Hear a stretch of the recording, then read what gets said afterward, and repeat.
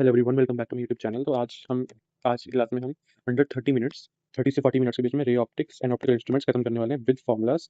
तो ये नोट्स अगर आपको चाहिए तो आप मेरे को वीडियो के कमेंट सेक्शन में बता सकते हो, मैं आपको लिंक शेयर करवा दूंगा उसमें। So let's start. तो सबसे पहले क्या क्या करना है, हमें बेसिक कॉन्सेप्ट समझना है। सपोज अगर आपका मिरर है ना, प्लेन मिरर। पहले हम प्लेन मिरर देखेंगे। सपोज आपका मिरर है, ठीक है। मिरर का जो सिल्वर सरफेस होता है, उसके राइट साइड पर देखोगे तो जो इमेज बनेगी वो वर्चुअल बनेगी, और जो सोर्स होगा, है ना, जहाँ से लाइट आ रही है, वो हमारा होगा रियल ऑब्जेक्ट। वहीं पर अगर सिल्वर साइड के लेफ्ट हैंड साइड इमेज बन रही है तो वो रियल इमेज होगी, और जो ऑब्जेक्ट होगा वो ऑब्वियसली राइट साइड होगा, जो कि वर्चुअल होगा। इसे हमें ये पता चला, सिल्वर सरफेस की तरफ हर एक चीज वर्चुअल है और उसके ऑपोजिट साइड सारी चीजें रियल है। ये हमारा प्लेन मिरर है, इस तरफ सब कुछ रियल रियल, इस तरफ सब कुछ वर्चुअल वर्चुअल। अब जो मेन कॉन्सेप्ट है कि intersection of diverging rays produce virtual image and of converging rays produce real image. बीच में कैसे पता चलेगा? ये पता चलेगा हमें विद रिस्पेक्ट टू हमारी ऑब्जेक्ट।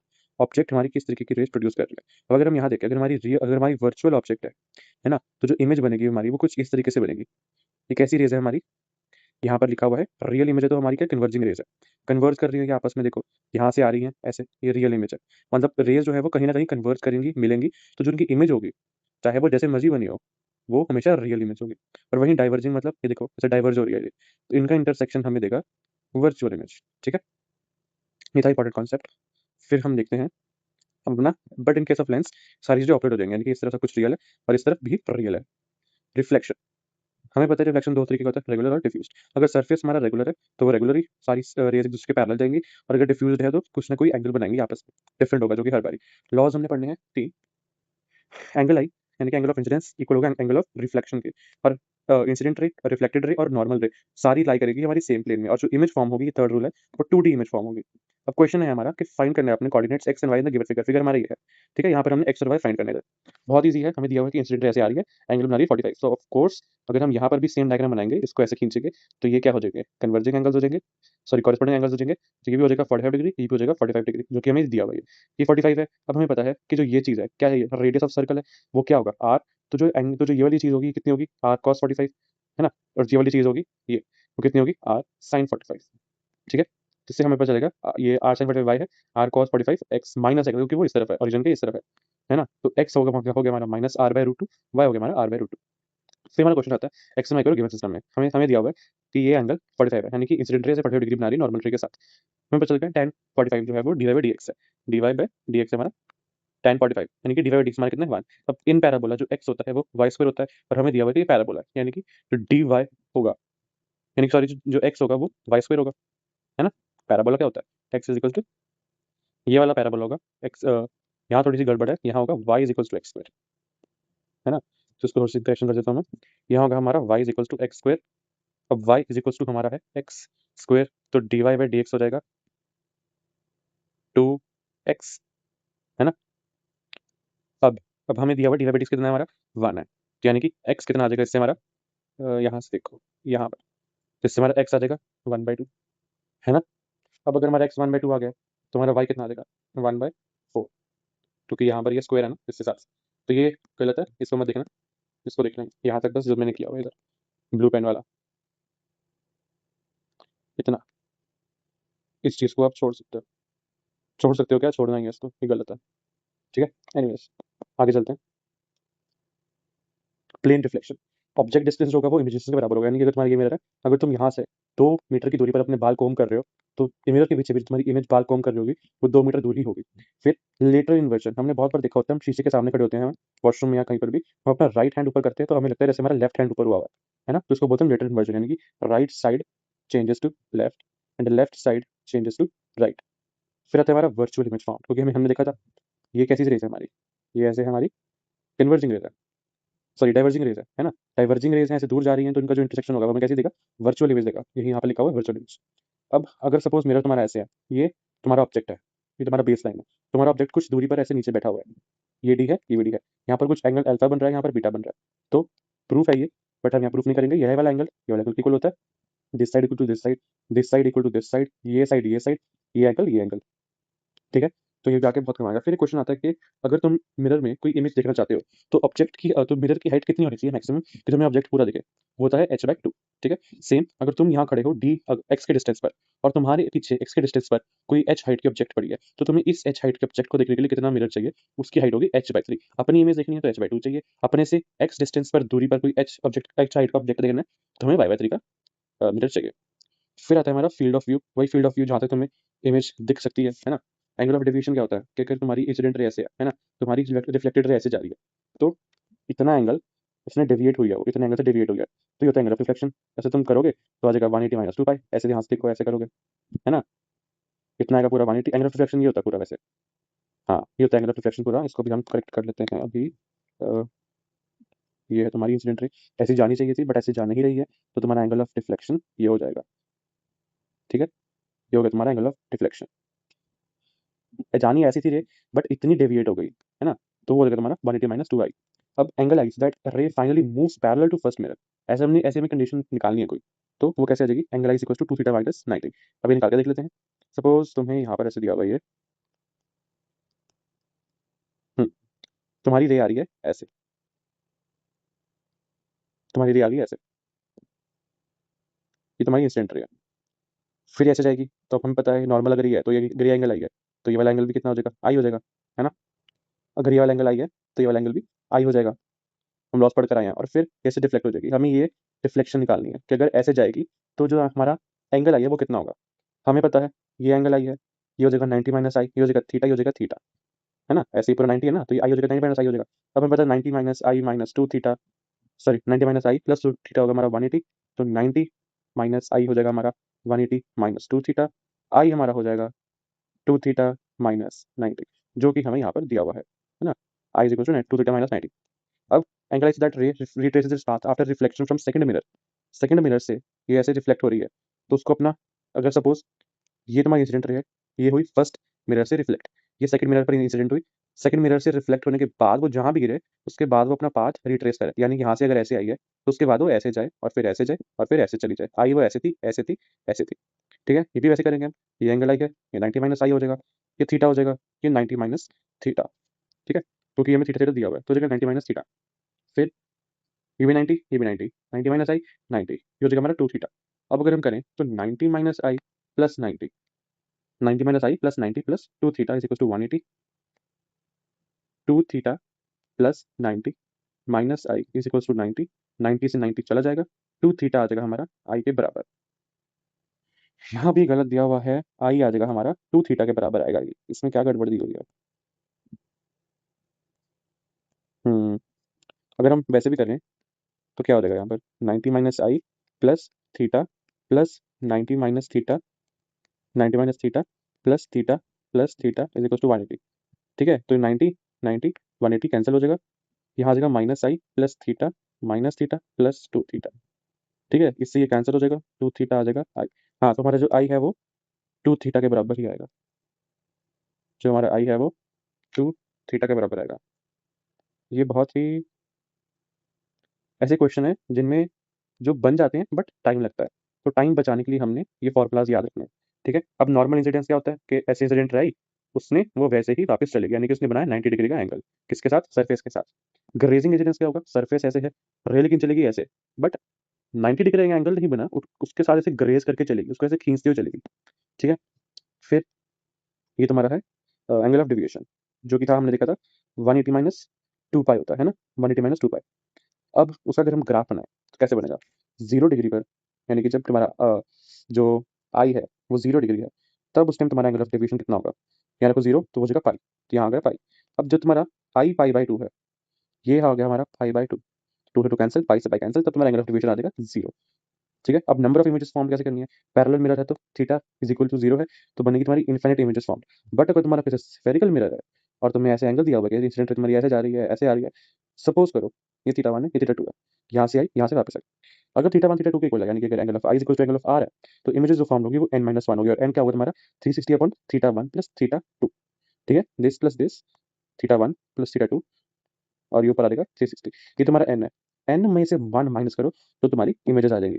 और अगर थीटा 2 थीटा 1 के इक्वल नहीं है तो इमेजेस n फॉर्म होगी। सपोज तुम्हें मैं क्वेश्चन देता हूँ, एक रे है वो इंसिडेंट है एक स्फेरिकल मिरर पर एट एंगल 60 डिग्री और रिफ्लेक्ट हो रही है वो 30 डिग्री से, ठीक है। 30 डिग्री से रिफ्लेक्ट हो रही है। अब मुझे बताओ इसकी इमेजेस कितनी फॉर्म्ड होंगी, नंबर ऑफ इमेजेस। तो फॉर्मूला में पुट करो, कितना आ जाएगा 360 अपॉन 60 प्लस 30 90, ये आ जाएगा 4, एन आ गया हमारा 4, एन में से माइनस करो आ जाएगी हमारी 3, टोटल नंबर आ जाएगी हमारा 3। बट अगर वो डेसिमल में आ जाता है तो उसको निकालना हमने ग्रेटेस्ट इंटीजर में। अब ग्रेटेस्ट इंटीजर क्या होता है, सपोज तुम्हारा आंसर आ रहा है 2.6 इमेजेस या फिर 2.4 इमेजेस, तुम दोनों को राउंड ऑफ करोगे, कुछ बच्चे बोले कि ये आ जाएगा 2, ये करोगे 3 आ जाएगा, बट ग्रेटेस्ट इंटीजर में ये 3 नहीं आता, ये भी 2 ही आएगा। जो तुम्हारा पहले नंबर है ग्रेटेस्ट इंटीजर में आंसर में सिर्फ वही नंबर आएगा। सपोज यहाँ 2.99 होता तब भी यहाँ 2 ही आता, ठीक है। अब करनी है हमने रिलेटिव वेलोसिटी। पहले तो इमेज रेस्ट, सॉरी जो मिरर है वो रेस्ट पर है, ऑब्जेक्ट ऐसे मूव कर रहा है तो ऑफ कोर्स इमेज भी ऐसे मूव करेगी। इसको हम इस तरीके से कर देंगे तो velocity of image with respect to object कितनी आ जाएगी, वी आई माइनस वी, है ना, velocity of image minus velocity of object. अब सपोज करो दोनों ऊपर जा रहे हैं, तो इसके लिए तो एक तरह से ये रेस्ट पर ही है, ना ही इसके आसपास जा रहा है ना ही इससे दूर जा रहा है ना इसके पास आ रहा है, तो इसके लिए ये रेस्ट पर है, तो उसका दोनों का आ जाएगा 0। मूवमेंट ऑफ मिरर, अब मिरर भी भाई मूव करने लग गया, मिरर को तुम एक्स से डिस्प्लेस करोगे तो जो हमारी इमेज होगी वो 2x से डिस्प्लेस होगी। कैसे, सपोज हमारा मिरर है, तुम्हारी इमेज, तुम्हारा ऑब्जेक्ट पड़ा है एक्स पर, इमेज पड़ी है, इमेज भी एक्स पर ही होगी, है ना। सपोज ये ऑब्जेक्ट है ये बचा, अब तुमने इसको थोड़ा एक्स और पीछे ले आए, अब इसको थोड़ा मैं छोटा करके बनाता हूँ, ये ऐसे है ये ऐसे है, यहाँ एक्स है यहाँ एक्स है, फिर हम इसको ऐसे पीछे ले आए कि 2x हो जाए डिस्टेंस, तो ऑफकोर्स ये भी 2x हो जाएगा, है ना।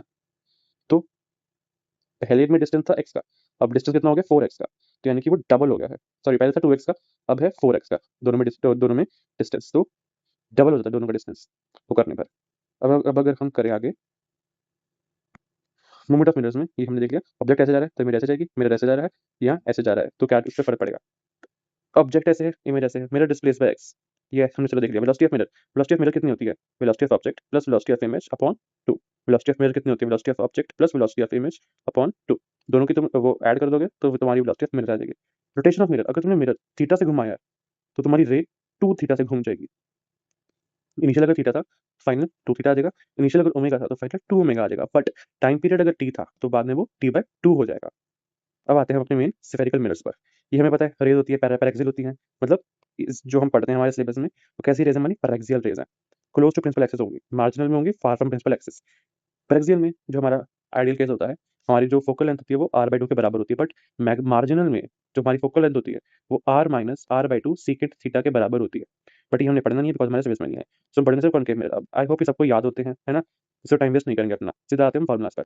मिरर फॉर्मुला में पता क्या होता है, 1/f is equal to 1/u plus 1/v, but values हम डालेंगे विद साइन, है ना। Later magnification m is equal to minus v by u होता है, v की वैल्यू यहाँ से निकालेंगे तो जो भी आएगी उसको पुट करेंगे तो बाद में सिंपलेस्ट फॉर्म में लेकर आकर आंसर आ जाएगा f upon f minus you. Again हम यहाँ पर इसकी जो है साइन के साथ वैल्यू पुट करेंगे और होता है H I by h o, यानी कि height of image upon height of object. अब लॉन्गिट्यूडनल मैग्निफिकेशन, यानी कि अगर कोई अपना हमारा मिरर सपोज ऐसे है ना, तुमने ऐसे रखी कोई इमेज जैसे इसकी लेंथ को, वो कितनी मैग्नीफाई होगी तो वो भी होगी L I by L not, ठीक है। हमें पता है ये सारे केसेस सबको सबको पता है वाले cases. From small object, for small object जो हमारी मैग्निफिकेशन होती है लॉन्गिट्यूडनल वो किसके बराबर होती है, माइनस ऑफ हमारी लेटरल मैग्निफिकेशन के स्क्वायर के, ठीक है। अब एरियल मैग्निफिकेशन यानी कि जो एरिया से रिलेटेड होगी वो भी एम स्क्वायर के बराबर होगी, बट इसमें माइनस नहीं आएगा, इसमें तुम्हारा माइनस आया था यहाँ पर, यहाँ तुम देखो तो यहाँ तुम्हारा माइनस आया था, बट यहाँ पर हमारा माइनस नहीं आएगा।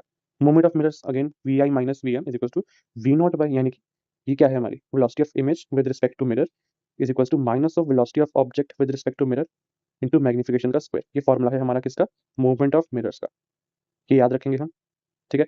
अब न्यूटन फॉर्मूला क्या था, x Y is equal to F square, f क्या है फोकल लेंथ, एक्स क्या है distance of object from pole, sorry from focus, और वी क्या, वाई क्या है हमारा distance of image from focus, ठीक है। वही पावर हम पढ़ के आ रहे 10th में, पावर क्या होती है 1/f इंटू डायप्टर उसका होता है ऐसा यूनिट, एफ डालेंगे हम विद साइन, यानी कि अगर कॉन्केव कॉन्वेक्स है तो आ जाएगा पॉजिटिव, कॉन्केव है तो आ जाएगा नेगेटिव, ठीक है। ये हमने पढ़ लिया, ठीक है। अब हमने पढ़ने हैं मेन जो है इसके ग्राफ्स। ग्राफ्स क्वेश्चन आ सकता है इस पर रीनीट में, तो ग्राफ्स हमने देखने हैं, कॉन्केव मिरर है, 1/v एंड 1/u है, इसके बीच में हम ग्राफ देखेंगे तो 1/v आ जाएगा हमारा माइनस 1/u माइनस 1/f, ये तुम्हारा है x, ये तुम्हारा है c, यानी कि इतना नीचे पहले तुम चले जाओ, इंटरसेप्ट नेगेटिव है, नीचे नीचे चले जाओ, ये तुम्हारा स्लोप है ना, तो स्लोप माइनस है, ये हमारा पॉजिटिव में जाएगा बट ये हमारी वैल्यू नेगेटिव में जाएगी, तो ये आ जाएगा ऐसे कुछ इस तरीके से इसका ग्राफ बनेगा, ठीक है। इसका स्लोप क्या है तुम्हारा नेगेटिव स्लोप है, 1/u यहाँ पर पॉजिटिव हो रहा है बट 1/v यहाँ पर नेगेटिव हो रहा है, यहाँ पर 1/v 1 बाई यू नेगेटिव है, बट 1 बाई वी यहाँ पर पॉजिटिव है। तुम खुद सोच के देख लो, ये तुम्हें पता ही है नेगेटिव रहेगा, है ना। बट इसकी वैल्यू जैसे जैसे तुम चेंज करते रहोगे, बिकॉज हमें पता है यहाँ पर एक केस आता है जब तुम्हारा यू और जब जब तुम्हारा वी पॉजिटिव हो जाता है ना, हमारा वी क्या हो जाता है, पॉजिटिव हो जाता है। तो उस हिसाब से बनाना है। अब हमें पता है हमारा वी नेगेटिव कब होता है, जब हमारी बनती है वर्चुअल ऑब्जेक्ट, या फिर वर्चुअल ऑब्जेक्ट होता है हमारा और इमेज हमारी होती है रियल। सॉरी हाँ, नेगेटिव हमारा तो पता है। बट हमारा पॉजिटिव कब होता है अभी, जब हमारा रियल ऑब्जेक्ट होता है और इमेज हमारी होती है वर्चुअल। उसी तरीके से सेकंड ग्राफ देखेंगे, यूवी ग्राफ। यूवी ग्राफ कुछ इस तरीके से जाएगा, है ना। ये ग्राफ इतना इंपॉर्टेंट नहीं है, बट ये वाला ग्राफ इंपॉर्टेंट था, इसको ध्यान से देखेंगे। और एक ये वाला ग्राफ भी इंपॉर्टेंट है कॉन्वेक्स मिरर का, सिमिलर सिमिलर फॉर्मूला वो ग्राफ है, ऐसे ही बनेगा, बट इसका जो स्लो इंटरसेप्ट होगा वो पॉजिटिव होगा, बिकॉज यहाँ पर एफ की वैल्यू पॉजिटिव होती है। सेम भाई इस तरफ है तो वर्चुअल ऑब्जेक्ट रियल इमेज, इस तरफ है तो रियल ऑब्जेक्ट वर्चुअल इमेज, जैसे हम यहाँ पर देख के आ रहे हैं। यूवी ग्राफ भी देखना है तो वो भी ऐसे होगा, यहाँ पर थोड़ा ऐसे था, ये इतना इंपॉर्टेंट है नहीं, बट ये दो बहुत इंपॉर्टेंट ग्राफ्स है। अभी देखेंगे हम इंटेंसिटी, इंटेंसिटी ऑफ इमेज होती है वो डिक्रीज करेगी, कैसे अगर आप बीच में इसको होल्ड कर दोगे, है ना। तुमने मिरर तोड़ दिया, कम लाइट कम इसकी रेज जाएंगी, तो कम पीछे आकर कन्वर्ज होंगी, तो उसकी इंटेंसिटी कम होगी इमेज की, थोड़ी हमें धुंधली इमेज दिखेगी। ये हमारा खत्म हो गया स्फेरिकल मिरर। अब हम आते हैं रिफ्लेक्शन पर। रिफ्लेक्शन क्या है, n is equal to under root of mu r e r. Mu r क्या है हमारा परमिबिलिटी कांस्टेंट, ई आर क्या है हमारा permittivity constant. Absolute refractive index of medium अगर तुमने निकालना तो ऐसे निकालोगे, क्योंकि हमें पता है कि वेलोसिटी क्या होती है, inversely proportional to mu not epsilon not होती है ना, तो उसी हिसाब से सी ऊपर होता है। तो अगर कोई मीडियम है वहां पर क्या होगा, 1 by mu r e are होगा, है ना। तो वही अगर हमने n निकालना है तो c बाय वी कर दो, c क्या होता है तुम्हारा 1 by mu not epsilon not, ये कितना होता है तुम्हारा म्यू म्यू और एप्सिलॉन, दोनों को तुम करोगे तो क्या बन जाएगा, ऊपर आ जाएगा म्यू आर ई आर, यहाँ पर होता है सिर्फ म्यू आर ई, ठीक है। यहाँ आ जाएगा म्यू आर ई आर, किसी मीडियम का निकालना है तो क्या होता है हमारे पास c by mu not epsilon not, है ना। Sorry c by 1 by mu epsilon. But अगर हमने n निकालना है जो कि होता है c बाय वी, c क्या होता है हमारा 1 by mu not epsilon not, और हमारा v कितना होता है 1 बाय, तो ऊपर चला जाएगा ये, यहाँ आ जाएगा म्यू और एप्सिलॉन, म्यू बाय एप्सिलॉन आ जाएगा हमारा mu R, epsilon by epsilon nought आ जाएगा हमारा एप्सिलॉन आर, और ये पूरा आ जाएगा हमारा अंडर रूट के बीच में। तो ये आ जाएगा हमारा n का फॉर्मूला, ये होता है हमारा absolute refractive index of medium, ठीक है। फिर पढ़ते हैं स्नेल्स लॉ। स्नेल्स लॉ क्या बोलते हैं हमें, जितने एंगल पर इंसिडेंट रे आ रही है उसका साइन अपॉन जितने एंगल पर वो रिफ्लेक्ट हो रही है, रिफ्रैक्ट रिफ्रैक्ट हो रही है, उसका साइन, साइन ऑफ आर और साइन ऑफ आई का जो हम रेशियो निकालेंगे वो आएगा हमारा n2/n1, जो कि एक होगा कांस्टेंट, ठीक है। अब n1 sin 1 i is equal to n2 sin r हो जाएगा, यही है हमारा स्नेल जी का लॉ, ठीक है। कि जिस मीडियम से रे आ रही है उसका रिफ्लेक्टिव इंडेक्स इनटू जितने पर वो इंसिडेंट है उसका साइन इज इक्वल्स टू जिस मीडियम में वो जा रही है उसका रिफ्लेक्टेड मीडियम, उसका रिफ्लेक्टिव इंडेक्स, और जितने एंगल पर वो रिफ्रैक्ट हो रही है उसका साइन, ये दोनों इक्वल होंगे, ठीक है। अब रिलेटिव देखते हैं तो n2/n1 होगा, n2/n1 is equal to v1/v2 because n is inversely proportional to v, हम यहाँ पर देख कर आ रहे हैं, और v होता है डायरेक्टली प्रोपोर्शनल टू लैम्डा, है ना। वेलोसिटी क्या होती है, डिस्टेंस अपॉन टाइम, डिस्टेंस क्या होता है हमारा वेवलेंथ, जो कि हमारी किस में होती है लैम्डा में। तो ऐसे हमारा आ जाएगा formula for reflective relative reflective index. तो ऐसे से हम इसको रीअरेंज करोगे तो फॉर्मूला बता देगा। Formation of image, position of image पर पोजीशन ऑफ ऑब्जेक्ट, d1/d2, वही जो हम यहाँ करके आ रहे हैं, तो वो जगह n2/n1 जहाँ रे जा रही है अपॉन जहाँ से रे आ रही है, ये फॉर्मूला भी इंपॉर्टेंट क्वेश्चन में आता है। फिर आता है हमारा डेल्टा एक्स, हाँ नॉर्मल शिफ्ट। नॉर्मल शिफ्ट में क्या होता है, ठीक है। सपोज डेल्टा एक्स तुम्हारा distance in object and I2, final image जो तुम्हारी बन रही है, ये देखो, ये तुम्हारा एक मीडियम में तुमने सपोज तुम्हारा कोई म्यू का रिफ्लेक्टिव इंडेक्स का कोई ब्लॉक तुमने यहाँ पर रख दिया, ठीक है, इसका रिफ्लेक्टिव इंडेक्स म्यू है। सो इसमें क्या है कि तुम्हारी ओरिजिनली जो इमेज है वो I2 पर वो I1 पर बनती है, बट बिकॉज ऑफ ये म्यू का हमने ब्लॉक रख दिया तो वो I2 पर हो जाएगी। तो इसमें बस हमें ये निकालना होता है कि डेल्टा एक्स, यानी कि जो शिफ्ट आया तुम्हारा क्या लेटरल शिफ्ट आया ना, इमेज बनी थी I1 पर बट बन रही तुम्हें यहाँ से दिख रही है कि वो I2 पर बन रही है, तो जो चीज शिफ्ट आया उसको बोलते हैं हम डेल्टा एक्स, जो कि होता है हमारा लेटरल शिफ्ट, जिसकी वैल्यू होती है हमारी t upon 1 minus 1 by mu r. Mu r of course जो होगा तुम्हारा कितना होगा म्यू2/म्यू1 होगा, और जो तुम्हारा t होगा वो थिकनेस होगी ब्लॉक की। ज़्यादा डेरिवेशन पर जाओ मत, सिर्फ इतना याद रखो डेल्टा एक्स जो होगा वो होगा t 1 - 1 by mu r. A bit similar to जो हम करते हैं इलेक्ट्रोस्टैटिक्स में, वो भी हम करेंगे तो उसमें देखेंगे सिमिलर चीज होती है उसमें भी, ठीक है। डेल्टा एक्स तुम्हारा कितना आ जाएगा t 1 - 1 by mu r, t कितना है, t क्या है इसकी थिकनेस, म्यू आर क्या है इनका रिलेटिव रिफ्लेक्टिव इंडेक्स। अब हम पढ़ते हैं हमारे स्लैब्स वाला।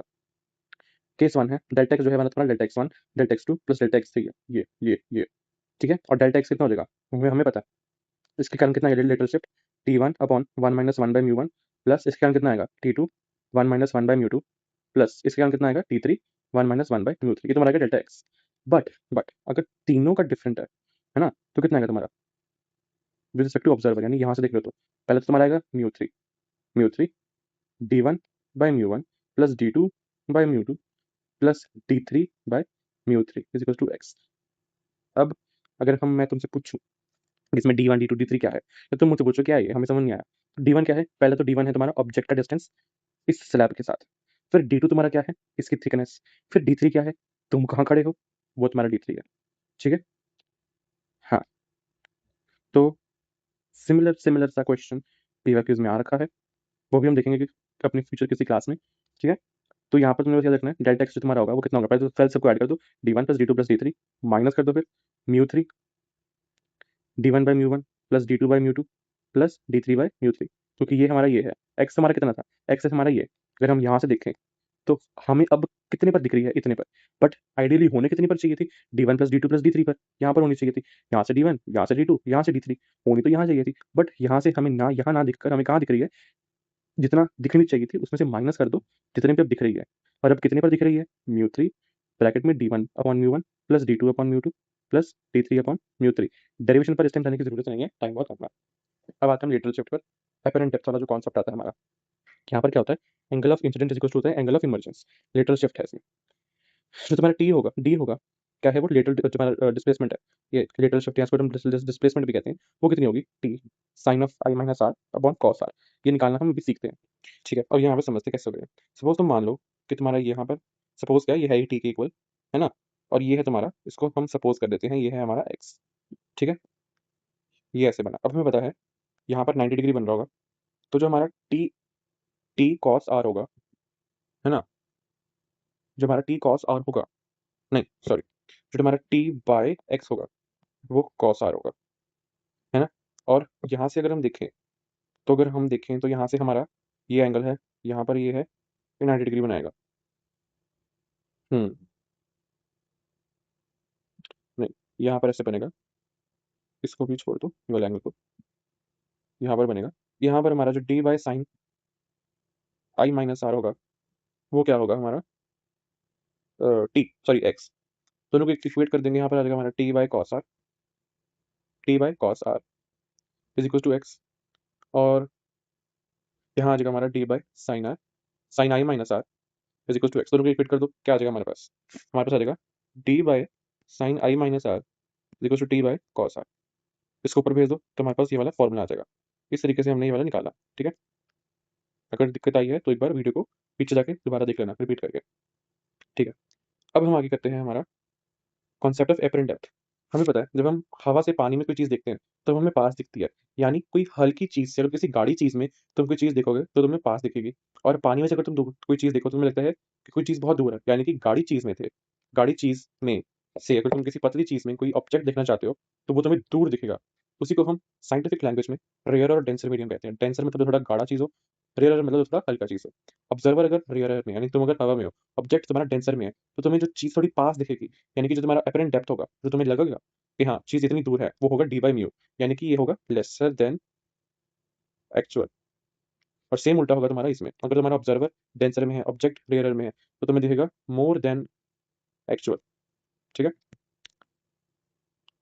रिलेटिव वेलोसिटी भी सेम है, अगर तुम्हें डिस्टेंस पास में दिख रहा है तो तुम्हें वेलोसिटी भी उसकी ज़्यादा दिखेगी। रिलेशन इन वेलोसिटी, अगर तुम्हारा एग्जांपल देखो, तुम कोई बर्ड है, वो से पानी में दिख रही है किसी फिश को, तो वेलोसिटी ऑफ फिश जो होगी विद रिस्पेक्ट टू बर्ड वो कम हो जाएगी म्यू टाइम्स, और velocity of bird with respect to fish mu times बढ़ जाएगी। यानी कि इसको, जो फिश है उसको, जो बर्ड है वो इतनी टाइम्स फास्ट दिखेगी, और जो फिश है उसको जो बर्ड है उसको जो फिश है वो इतने टाइम्स स्लो स्पीड पे दिखेगी। टोटल इंटरनल रिफ्लेक्शन देखिए तो कितना होता है, एंगल आई इक्वल्स टू या फिर ग्रेटर देन एंगल आई सी, जो कि तुम्हारा क्रिटिकल एंगल, यानी कि इस एंगल से ज़्यादा अगर तुमने लाइट, उस एंगल से ज़्यादा एंगल पर तुमने लाइट इंसिडेंट करवाई तो जो है वो लाइट रिफ्रैक्ट होकर बाहर नहीं आएगी या इमर्ज होकर बाहर नहीं आएगी। तो आई सी इक्वल्स टू कितना हो जाएगा साइन। अब हाँ, सपोज तुम्हारा जो मीडियम है वो हवा है, बाहर बाहर आने वाला जो मीडियम है वो हवा है, और जो अंदर वाला है वो कोई भी है, उसका भी डेंसर या रियर मीडियम है, तो साइन जो होगा हमारा स्नेल्स लॉ लगाया, साइन आई सी होगा हमारा n r by n d. यहाँ से ऐसे नहीं देखते, इसको ऐसे देखो, ये कोई ब्लॉक है, यहाँ पर हवा है, लाइट ऐसे बाहर आ रही है, बट ये एंगल ऑफ, सपोज चलो किसी एंगल पर गिराते हैं, ब्लॉक है, लाइट किसी एंगल पर गिरी, suppose angle of critical angle है ये, इसका म्यू है, इसका डेंसर है, इसका म्यू रेयर है, तो स्नेल्स लॉ लगाएंगे तो क्या आएगा, sine i c mu of rare is equal to sine sine r mu of यहाँ टेंसर रहेगा, हर एरर रहेगा। बट हमें पता है ये जीरो है, तो यानी कि साइन 91 होगा। सॉरी, हमें पता है कि जो एंगल ऑफ ये है, ये नॉर्मल ऐसे जा रही है, बट हमारी रिफ्लेक्ट ऐसे जा रही है, तो एंगल 90 हो जाएगा, साइन 91 आ जाएगा। तो साइन जो हमारा होगा आई सी, तो कुछ हो जाएगा mu R upon mu D. I C हो जाएगा sine inverse mu R upon mu D, जो कि मैंने यहाँ पर किया हुआ है। साइन इनवर्स हो जाएगा 1/म्यू, इसको हम निकालेंगे तो रिलेटिव रिफ्रैक्टिव इंडेक्स। फिर आता है हमारा सर्कुलर इल्यूमिनेशन। कुछ ऑब्जेक्ट यहाँ पड़ी है, तो तुम्हें कहाँ तक दिख सकती है उसकी इमेज, कहाँ तक बन सकती है, वो हमारा ये होता है tan आई सी। उसका फॉर्मूला जो होता है मतलब tan i c is equal to r by h. तो तुम्हें वाला एंगल निकालना है, जो कि क्या होगा, इसका angle of incident, angle of critical angle होगा जो हमारा, वो होता है tan i c is equal to, ये आर है, ये एच है, आर अपॉन एच। ठीक है। बट अगर तुम्हें आर निकालना है, रेडियस कितना मैक्सिमम होगा, तो होगा तुम्हारा H upon mu square minus 1/रूट।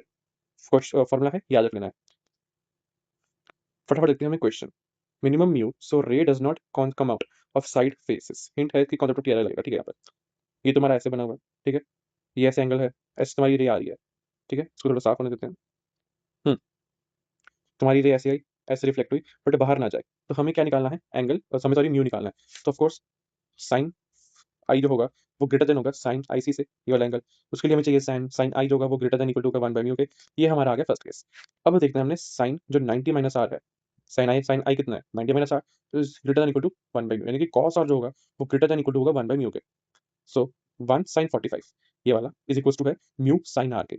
इसे हमें साइन आर की वैल्यू मिल गई हमें 1/√2 म्यू। यहाँ से हमें कॉस आर की वैल्यू मिल जाएगी, जो कि होगी 1 माइनस, अगर हम जैसे देखते हैं ना sine square plus cos square is equal to 1, उससे हमें साइन की वैल्यू डाल देंगे, तो उससे हमें कॉस की वैल्यू मिल जाएगी, जो कि होगी 1 माइनस 1/2 म्यू स्क्वायर। उसको यहाँ पुट करोगे तो तुम्हारी म्यू की वैल्यू आ जाएगी। ठीक है। अब चलते हैं हम, ये तो हमारे सिलेबस में है नहीं अब डिस्पर्जन वाला, तो डिस्पर्जन हम हाँ डिस्पर्जन पढ़ेंगे नहीं, डिस्पर्जन है नहीं। और पढ़ते हैं ऑप्टिकल फाइब्स। ठीक है, फटाफट करते हैं। ऑप्टिकल फाइबर्स किसकी, ये किसकी एप्लीकेशन है, टोटल इंटरनल रिफ्लेक्शन की। ऐसे ऐसे ऐसे आएगा, यहाँ से आएगा, और ये बाहर यहाँ से हुई रिफ्लेक्ट। अब ये जो है करंट बाहर ना जाए, जो करंट की रे है वो बाहर ना जाए, तो उसको हम ऐसे एंगल पर डिफ्लेक्ट करवाएंगे कि बस अंदर अंदर ही, कोर के अंदर ही ऐसे घूमता रहे। यहाँ पर जो एंगल आई होगा वो ग्रेटर देन होगा एंगल ऑफ आई सी के। नो सराउंडिंग, सराउंडिंग में कुछ नहीं जाएगा, वो सराउंडिंग कोई नहीं है इसकी, कुछ नहीं है। अब न्यूमेरिकल अपर्चर ऑफ ऑप्टिकल कितना होता है तुम्हारे इसमें आ सकता है, तो N naught sine theta. N naught कितना है सराउंडिंग, अच्छा सराउंडिंग का जो है रिफ्लेक्टिव इंडेक्स वो एन नॉट है, ये नो नहीं है, ये एन नॉट है, बट मैं भी कंफ्यूज हो गया इसमें। एन नॉट साइन थीटा जो होगा वो ग्रेटर देन, सॉरी वो लेस देन इक्वल टू होगा N1 स्क्वायर, जो कि है हमारा कोर का reflective index, minus N2 square जो कि है हमारा क्लैडिंग का रिफ्लेक्टिव इंडेक्स, उसका अंडर रूट। थीटा है हमारा एक्सेप्टेंस एंगल, यानी कि अगर इस एंगल पर तुम लाइट डालोगे तभी वो जो होगा हमारी टोटल इंटरनल रिफ्लेक्शन होगी। इफ एन नॉट वन है यानी कि एयर है, तो साइन थीटा हो जाएगा हमारा N1 square minus N2 square under root. Application of total reflection of होती है मिराज। तुम रेगिस्तान में जाओ, तुम्हें वहाँ पानी दिखेगा दूर दूर से, सड़क बहुत गर्म है, तुम्हें दूर से जैसे वहाँ पे पानी गिरा हुआ है, बट वो पानी नहीं होता। सेकंड इसकी एप्लीकेशन है ब्रिलियंस ऑफ डायमंड, कि जो डायमंड में अगर कोई लाइट आती है तो वो अंदर ही है, अंदर टोटली इंटरनली रिफ्लेक्ट होती है और वो इतना चमकता है, यानी कि इसका आईसी बहुत कम है इसीलिए। ठीक है, अब हम आगे बढ़ते हैं हमारे प्रिज्म पर। वो थोड़ा ये भी देख लो एक बार, कंबाइंड रिफ्लेक्शन एंड रिफ्लेक्शन, ये ऐसे है, ये ऐसे है। तुम्हारा angle of incidence angle of reflection जो इक्वल होते हैं, ये तुम्हारा आर है, ये 90 डिग्री होगा। दोनों में तुम आर में और आई में तुम रिलेशन निकालोगे, वहां से तुम्हारा जो आई आएगा वो आएगा tan इनवर्स म्यू, जो क्या था हमारा ब्रूस्टर साइकिल जो हम यूज करते हैं हमारे वेव ऑप्टिक्स में, जो हम करेंगे अपनी नेक्स्ट क्लास में। ठीक है। Then we have prism. Prism में क्या होता है, angle 1 plus angle 2 is two, sorry delta 1 plus delta 2 is two delta. Delta क्या है हमारे पास यहाँ पे, एंगल ऑफ डेविएशन, यानी कि दिस एंगल कुछ दिस एंगल। कैसे निकाला हमने, प्रॉपर्टी ऑफ एक्सटर्नल एंगल्स, जो कि हम नाइन्थ में करते हैं। आई गेस वो कट गई थी काफी, आई गेस कट गई थी हमारे टाइम पर। तो एंगल ऑफ डिविजन जो और क्या क्या हो सकता है, एंगल ऑफ डिविजन होता है हमारा angle of I plus angle of E minus A. I क्या है हमारा एंगल ऑफ इंसिडेंस, जो कि हमारा बराबर होगा, अगर इस डायग्राम में देखें तो ये ऐसे जा रहा है, ये ऐसे जा रहा है, तो समझ तो ये एंगल बराबर हो जाएगा। डेल्टा 1 जो होगा वो आई के बराबर होगा, एंगल में पुट, इसमें पुट कर दो आई। डेल्टा 2 की बात करते हैं तो डेल्टा 2 तुम्हारा आ जाएगा, ये डेल्टा 2 है, बट तुम्हारा ई ये है ना। सो ऑफ कोर्स जो ई आएगा वो डेल्टा 2 से ज्यादा आएगा, डेल्टा 2 यानी ई से कम आएगा, तो यहाँ पे कर देंगे माइनस ए। ये याद रखने की ट्रिक है, बट तो ज़्यादा बच्चों के क्वेश्चन ये फॉर्मूला याद रहता है। R1 plus R2 equal to ए होगा तुम्हारा, यहाँ पर ऐसे R1 plus R2 equal to ए होगा। ठीक है, बट थिन प्रिज्म में काया पलट जाती है, उसमें R1 और R2 बराबर हो जाते हैं, तो जो ए होता है वो हमारा हो जाता है 2R। ठीक है, this is equal to mu sine R1, I is equal to mu R1 for thin prism, this is equal to mu minus one A, क्योंकि हमारा जो आई हो गया वो आ जाएगा mu R one, because thin prism में sine I very less होता है, और वेरी लेस एंगल्स पर हम साइन आई को अप्रॉक्सीमेटली आई ले लेते हैं, जो कि अप्रॉक्सीमेटली इक्वल होता है tan आई के। ठीक है, एंगल स्मॉल है, ये मैंने लिखा हुआ यहाँ पर। Mu sine R two is to one sine E, so mu R two is equal हो जाएगा ई। उसको तुम पुट करोगे तो तुम्हारा सिंपल में उसमें करके आ जाएगा। कंडीशंस फॉर इमर्जेंस, अगर एंगल ऑफ प्रिज्म कम है एंगल ऑफ इंसिडेंस से, सॉरी क्रिटिकल एंगल से, तो रे होगी वो ऑलवेज इमर्ज आउट होगी।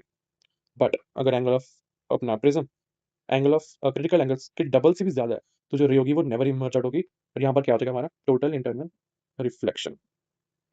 ठीक है, ये हमारा हो गया। अब हाँ, ये थोड़ी सी चीज़ रहेगी। मिनिमम डेविएशन के लिए क्या होता है, मिनिमम डेविएशन होता है जहाँ पर आई इज इक्वल टू ई होता है, यानी कि हो जाएगा 2i माइनस ए, आई हो जाएगा हमारा डेल्टा मिनिमम प्लस ए अपॉन टू, और जो तुम्हारा ए होता है वो होता है 2r के इक्वल। अब बढ़ते हैं हम आगे।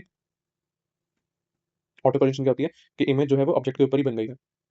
ठीक है, स्फेरिकल मिरर, स्फेरिकल मिरर क्या होता है, इसका फॉर्मूला याद रख लो, n2/v, जहाँ से रे आ जा रही है, यानी सॉरी जहाँ से रे हाँ जहाँ रे जा रही है, अपॉन जहाँ इमेज बन रही है, यानी कि डिस्टेंस ऑफ इमेज माइनस जहाँ से रे आ रही है अपॉन जहाँ ऑब्जेक्ट है, इज इक्वल टू होगा, दोनों को यही सेम रख दो यहाँ पर, n2 माइनस n1, और यहाँ रख दो r। बस, बहुत सारे क्वेश्चन इन्हीं इसी फॉर्मूले से बन जाते हैं। जेई के देख लो, पीवाई नीट के देख लो, बहुत सारे क्वेश्चन इससे हो जाएंगे। अब हमें पढ़ना है एक बार देख लो मैग्निफिकेशन भी स्फेरिकल मिरर में कितनी होती है, same H by H naught, but V by U होती है, बट यहाँ पर डिफरेंस आ जाएगा, तुम्हारे मल्टीप्लाई कर दो n1 upon n2, that is it. और यहाँ पर same velocity of image with respect to spherical mirror is equals to velocity of object with respect to spherical mirror, है ना, इनटू मैग्निफिकेशन का स्क्वायर इनटू n2/n1। क्यों, क्योंकि magnification का square कितना होगा, v² by u² into n1 का square upon n2 का स्क्वायर। साथ में तुम मल्टीप्लाई करोगे n2/n1, तो यहाँ से एक n2 कट जाएगा, एक n1 कट जाएगा, तो तुम्हारा फॉर्मूला आ जाएगा। ये याद रखने के लिए तरीका है एक। फिर लेंस पढ़ते हैं, हमें पता है लेंस में क्या क्या चीज़ें होती हैं। एक साइड को तुम ले लोगे पॉजिटिव, दूसरी हो जाएगी ऑफ कोर्स नेगेटिव हो जाएगी। ये किसका पार्ट ले लो, कॉन्वेक्स का पार्ट ले लो, तो कॉन्वेक्स का जो होता है वो इस तरफ पॉजिटिव ही होता है, रेडियस है ना, तो यहाँ हो जाएगा नेगेटिव हो जाएगा। फिर वही सिंपल यहाँ करो, तो यहाँ का कॉनकेव मिरर जैसा बन रहा है तो नेगेटिव हो जाएगा, यहाँ कॉन्वेक्स बन रहा है तो पॉजिटिव हो जाएगा। प्लेन का हमेशा पॉजिटिव होता है, तो दूसरी तरफ का नेगेटिव हो जाएगा। वैसे भी ये कॉनकेव बन रहा था। फिर वही चीज़ यहाँ पर कर दो, तो ये एक्सेप्शन नहीं है, सही चीज़ है ये, बट हाँ कह सकते एक्सेप्शन है, बिकॉज ये एक तरह से कॉन्वेक्स बन रहा है, और कॉन्वेक्स का तो पॉजिटिव आर होता है, लेकिन यहाँ पर अगर पॉजिटिव है तो यहाँ पर नेगेटिव होना चाहिए था, बट यहाँ पर भी पॉजिटिव होता है, तो एक तरह से एक्सेप्शन कैसे है। लेंस मेकर प्रॉब्लम हमें पता कहता है 1/f is equal to mu minus one. क्या होता है ये म्यू, रिलेटिव रिफ्रैक्टिव होता है। 1/r1 माइनस 1/r2 लिखेंगे विद साइन, विद डायरेक्शन लिखेंगे। Effect of medium on focal length, तुमने किसी लेंस को किसी मीडियम में डाल के जिसका रिफ्रैक्टिव इंडेक्स म्यू हो गया है, सॉरी म्यू डैश हो गया है, तो बस ये तो सेम ही रहेगी चीज़। इसका रेशियो निकालना है, इसका और जो नया वाला आएगा mu by mu R minus one, दोनों का रेशियो निकाल लो, तुम्हारा वो आ जाएगा। अगर एफ 0 से बड़ा है तो कन्वर्जिंग, यानी कि पॉजिटिव है, पॉजिटिव है। अगर एफ नेगेटिव है तो डाइवर्जिंग, हमें पता ही पढ़ के आ रहे हैं। सेम वही चीज़ है, म्यू वन म्यू टू 1 से बड़ा है तो कन्वर्जिंग, मतलब जो हमारा एफ है वो भी 0 से बड़ा है ना, तो कन्वर्जिंग हो जाएगा। और सिमिलर गोज टू दिस, आगे भी सब सेम ही है, पढ़ लेना एक बार खुद। Mu one by mu two यहाँ से देख के, ठीक है, बहुत ईजी है आगे वाला। पावर लेंस पता है, पावर कितनी होती है, 1/4 होती है, नेगेटिव वाला डाइवर्जिंग है, पॉजिटिव वाला कन्वर्जिंग है।